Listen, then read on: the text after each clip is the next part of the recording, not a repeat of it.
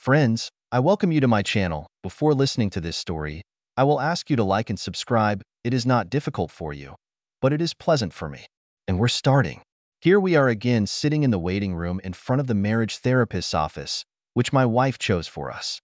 We meet with her once a week, and this is our 12th visit. The therapist doesn't know about it yet, but this is also our last visit. I have prepared a surprise for both my wife and our therapist, and in the future they will be able to get together without me to figure out where they went wrong. My wife can pay.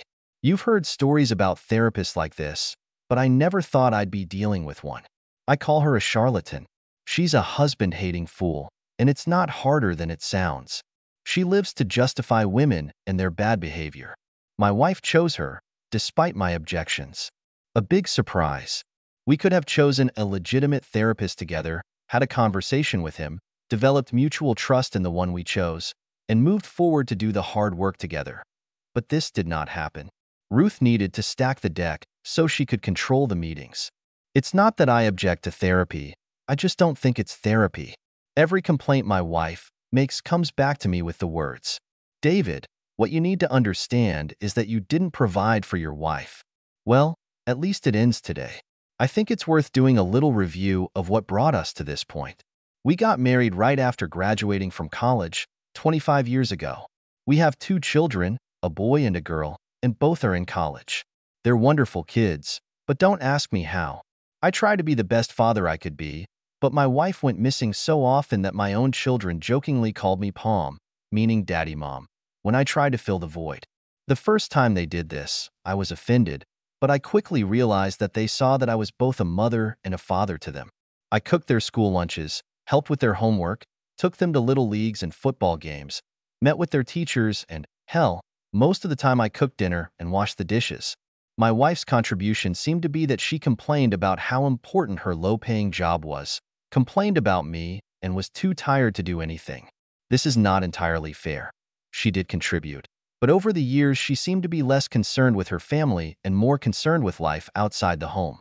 Complaints about work were replaced by complaints about me. I never did enough, or I didn't do it right, or we didn't have enough money, or we didn't take the best vacations, or whatever else her dissatisfaction made her focus on. The children saw it, and when they grew up, I began to hear it often. "Dad, you are the best." And it was all worth it.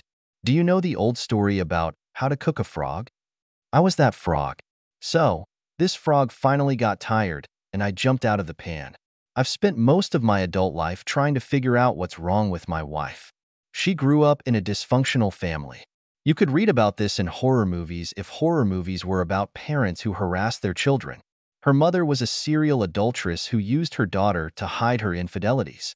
As a child, she was taught never to tell her father about what really happened during these shopping trips.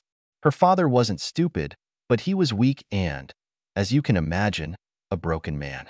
He was a mouse that growled. So painfully shy that he could barely keep up a conversation, he would drop in for a drink after work, and on his return home he would make a real hell. The house turned into a battlefield where there was no real communication, no time together, no joy. As a child, my wife saw the evening approaching, gathered some food and stayed in her bedroom to avoid hostilities in the rest of the house. Is it any wonder that she has become what she has become? Deception and manipulation were her lot, and it took me decades to realize that she was deeply broken and would never be able to truly live in a marriage. This understanding softened the pain, and the love for my children held me back until they grew up. I did visit a therapist for a while. I explained to her the picture I had seen, told her about Ruth's childhood, and kept asking what I could do to fix the slow destruction of my marriage. She patiently explained to me that she could only help the one in front of her, and that was me. She taught me how to take care of myself, stand up for myself, and not be dragged into the pit of empty life that Ruth's existence has become.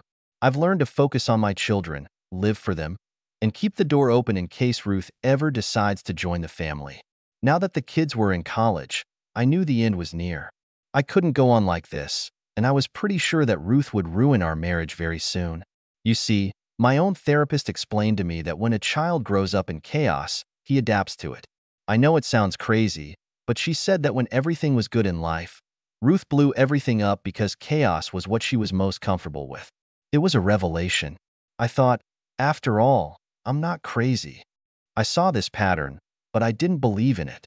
Now that the kids are off to college, our finances are under control, the house is almost paid off, and the two of us have enough free time to enjoy our time together, she was destined to ruin everything.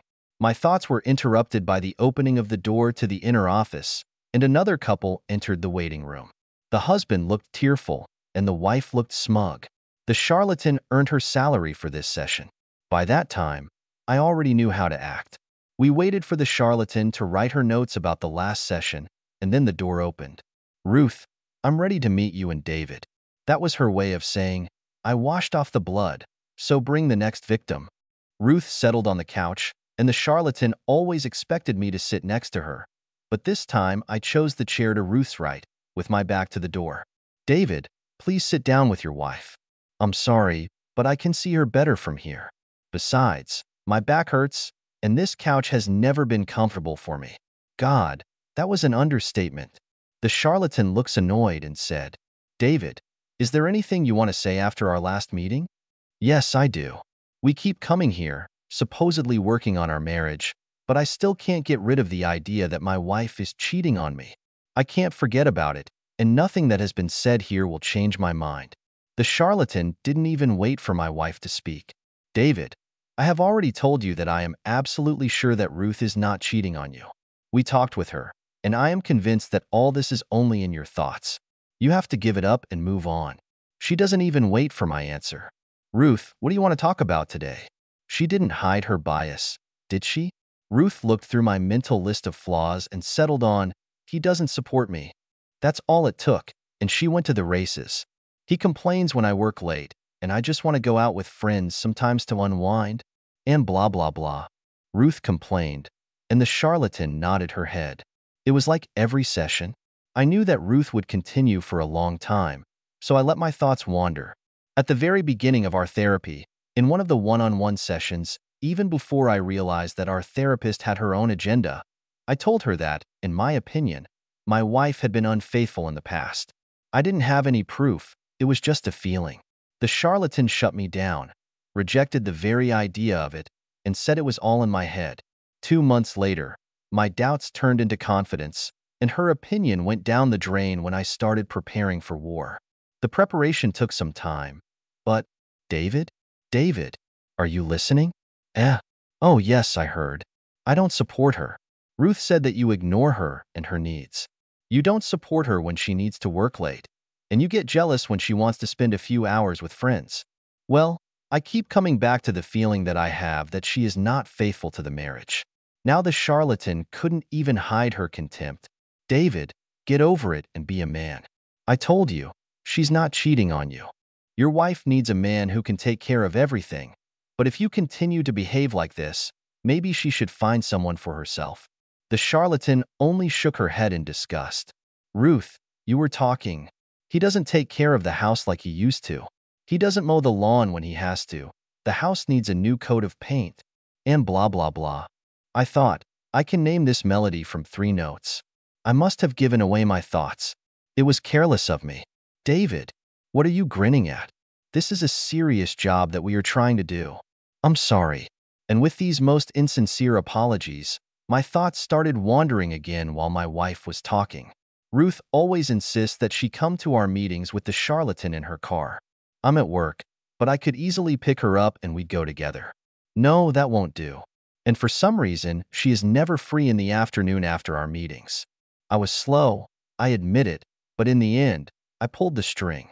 I hired a private investigator to keep an eye on her starting in the afternoon after our meetings. And as it turned out, after each session, she met Bill Peterson at the Best Western Hotel by the highway. I expanded the coverage, and now it happened every Thursday, but only on Thursday. Why didn't they run away at every opportunity? It soon became apparent that this was not a new novel, and it had been going on for some time. That's when it dawned on me that she was keeping him at a distance. Even with her adulterous boyfriend, she couldn't risk letting him get too close. She was deeply broken. They had a permanent number, which allowed my private investigator to easily bring a camera and a dictaphone into the room. After I saw this, therapy became just a game of waiting for me to get all my ducks in a row. Now I had 3 opponents to crush, my wife, Bill, and the charlatan. When I was ready, I visited Bill's wife and gave her copies of all the documents. She used the services of my lawyer. She was not a very healthy woman, which caused me some concerns, but the lawyer assured me that even with her long-standing physical problems, she would be able to bring him to the surface. It was like the revenge I was looking for. David? David, are you listening? Oh yes, I heard. The house needs a new paint job. Well, at that moment, there was a knock on the door. Who the hell is this? The charlatan stood up. I'll open it. Anyway, it's for me. To you? David, this is a session. This is a sacred time. What do you mean by arranging something outside? I didn't give her time to finish. I opened the door, and Bill and his beautiful, albeit fragile, wife Marie were standing there. Welcome. Welcome. Just in time. I'm glad you could come. Come in. Bill looked confused. Marie looked like a single-minded woman. Her hand trembled from neurological weakness as she placed the cane on each step, but she strode purposefully into the room. Bill obviously didn't know who I was. He held out his hand. My wife made this appointment. To be honest, I do not know why we are here. Turning to my right and pointing at my wife sitting on the couch, I said, You know my wife, Ruth, don't you, Bill? I've heard of it, but I've never seen it. The color disappeared from his face, and he turned pale white. I don't. Don't lie, Bill. We are all friends here. Therapy sessions are a safe place. I stole this phrase from my first session with a charlatan. Coincidentally, at that moment she decided to speak out. David, what's going on here? How can you interrupt a session like that? I'm sorry, Char. That is, Miss Jacobs. This is Bill Peterson. He's been having an affair with my wife for almost a year now.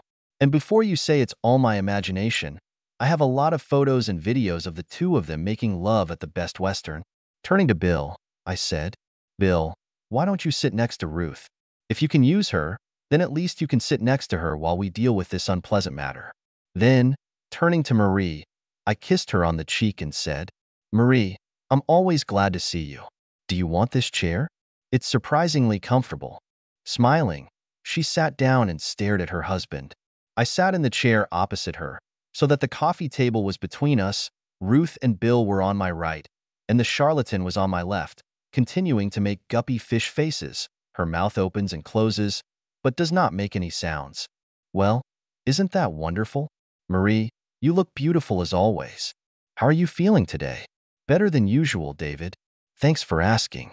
I think a load will be lifted off my shoulders soon. I smiled at this remark. Marie was a woman with real problems and a difficult future. Her optimism and cheerfulness were inspiring. So, Ms. Jacobs told me earlier that all my thoughts about Ruth cheating on me are all in my head. Marie laughed. I looked around the room. Who wants to see the photos? I brought my tablet if anyone wants to watch one of the movies. Looking at the charlatan, I said, And you? Do you want to watch this asshole pleasuring my wife in a novel that you told me doesn't exist? No? You're suddenly quiet. Turning to Bill, I said, You know, Bill, using my wife is one thing, but I've been her husband for a long time, and despite her lies and betrayal, I still have a sense of responsibility for her well-being. You've never just made love to her, or maybe that's not what she likes right now. I looked at Ruth. Maybe if I'd known you wanted to be treated like this, you wouldn't have made love to that slimy coward behind my back. I never would have thought, but she was really crying. For me, it was incomprehensible. Obviously, she knew that our marriage was over. Bill's marriage was over. Now she could have Bill as much as she wanted in any other man. Then why the tears? All she was losing was me, and she made it clear in every possible way that she didn't need me initially, except that maybe she needed me to provide emotional stability that she couldn't provide herself. Ruth finally found her voice. I never wanted you to find out. I'm sorry, David. I never meant to hurt you. And so on, moving up the list of cliché cheaters. It was so pathetic that it was almost funny. Stop pouring water, Ruth. You've had a year to think about your actions. Looking at the pathetic semblance of a man sitting next to her, I asked, And what's your excuse? Your wife gave you 2 children, who have now grown up and are living on their own. She has special needs, and you repay her by secretly playing pranks? Have you ever thought about becoming a man, fulfilling your responsibilities and being honest with someone at least once in your life? I could see the anger rising on his face, and I was more than ready for it if I got the chance. But I didn't have it. In the end, they just sat there, offering worthless excuses and empty apologies, until there was another knock on the door. Oh, I looked at Marie. It looks like our last guest has arrived. Up to this point, the charlatan had been surprisingly silent. This caused her to have a second outburst of indignation, to which I just shrugged and opened the door.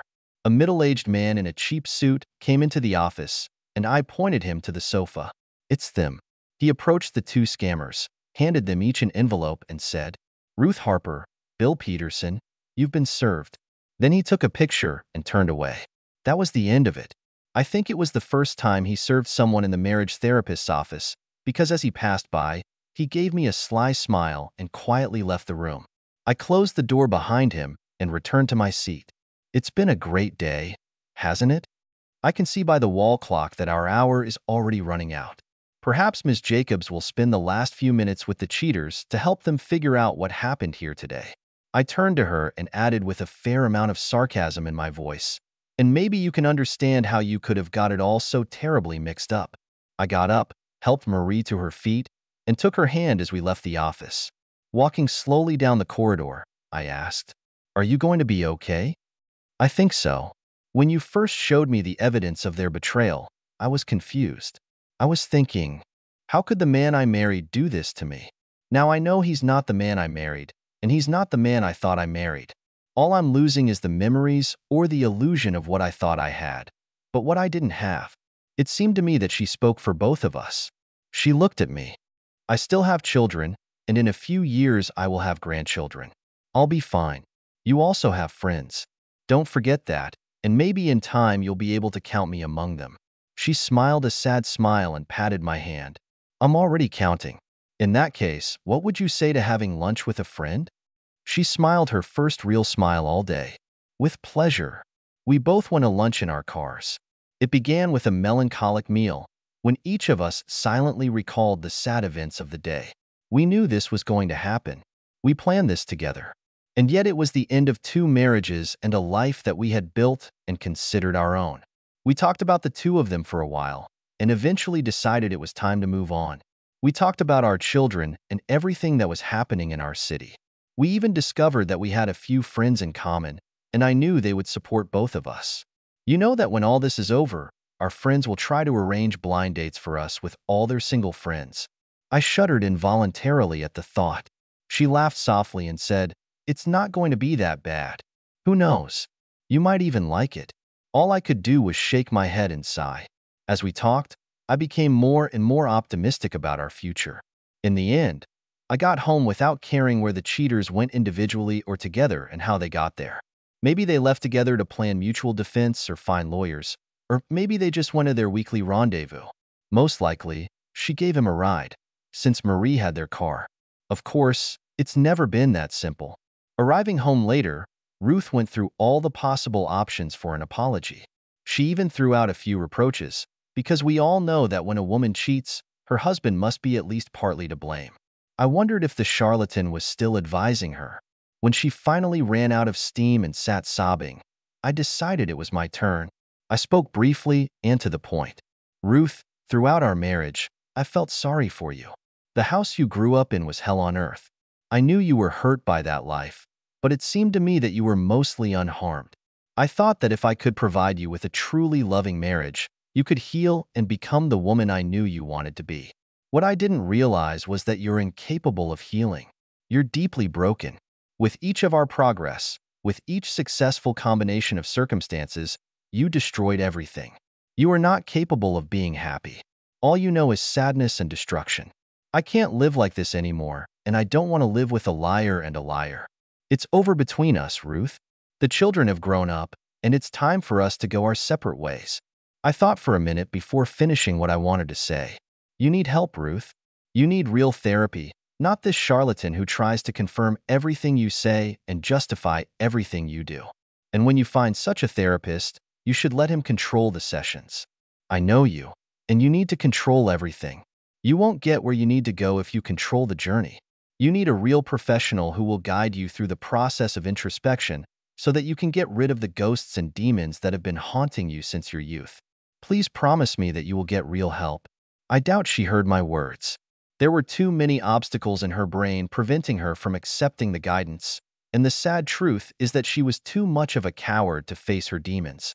I admit that the decision to divorce Ruth was difficult for me. I kept going back to my vows and remembering, in sickness and in health, there was no doubt that Ruth was unwell. In the end, I decided that sick or not, Ruth distinguishes good from evil, and betrayal is still betrayal. It's been 3 years since that fateful meeting with the therapist, and I'm moving on. The divorce was finalized just over 2 years ago. We split our lives in half, and I was required to pay alimony for 3 years. There's less than a year left. From all this, I realized that when love dies and anger subsides, only a deep sense of sadness and loss remains. I lost what I had, but I lost it long before the divorce, and I lost what could have been if I had ever had it from the beginning. However, you can't go through life focusing on what you've lost. I moved to the other side of town, kept my friends, who eventually became the best therapy for me, and rebuilt my life, putting a new emphasis on what I always liked and what I too often refused because my wife wanted something else. In the process, I met a wonderful woman who shares my interests. We've both been burned before, and we're in no hurry. I'm optimistic, but I'm not in a hurry. As for Bill, he got a pass. I wasn't going to go to jail just for a little revenge. Moreover, Marie needed him to earn a living so that he could pay for her upkeep. I think he got what he deserved.